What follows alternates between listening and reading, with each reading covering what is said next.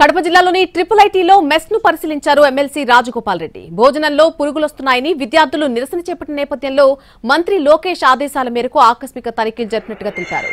Mess ను పరిశీలించి అక్కడి వస్తువులపై ఆరా తీశారు. కాంట్రాక్టర్లు విచ్చలవిడిగా అవినీతికి పాల్పడుతూ స్టూడెంట్స్ కు నాణ్యత లేని ఆహారాన్ని అందిస్తున్నారని తెలిపారు MLC Rajagopal Reddy. Mess maintenance సక్రమంగా లేదని, స్టోర్ బియ్యం తెచ్చి పాలిష్ కొట్టించి వాడేస్తున్నారని పరిశీలనలో తేలినట్టుగా చెప్పారు.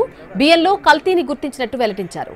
అంతేకాదు విద్యార్థుల పట్ల నిర్వాహకులు దురుసుగా ప్రవర్తిస్తున్నారని, మెస్ సమీపంలోనే మలమూత్రాలు విసర్జిస్తున్నారని మండిపడ్డారు.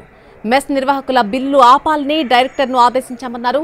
కాంట్రాక్టర్ల ఆగడాలకు అడ్డుకట్ట వేసేందుకు రాష్ట్రంలోని 4 ట్రిపుల్ ఐటీలకు అక్షయపాత్ర సంస్థ ద్వారా నాణ్యమైన ఆహారాన్ని అందించడానికి విద్యాశాఖ కృషి చేస్తోందని అన్నారు.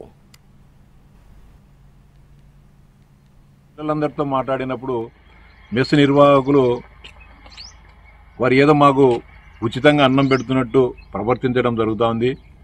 ఇంత డబ్బులు తీసుకున్నా కూడా మేమేదో తిరిపానికి మేము ఏదో భోజనం కోసమే ఇక్కడికి వచ్చినట్లు వీళ్ళు ప్రవర్తిస్తున్నారు. మా పైన దురుసుగా ప్రవర్తించడము, రెండవసారి భోజనానికి వెళితే విసురుకోవడము, ఇవన్నీ కూడా కొంచెం దురుసుగా ప్రవర్తిస్తున్నారని చెప్పి కంప్లైంట్ చేయడం జరిగింది.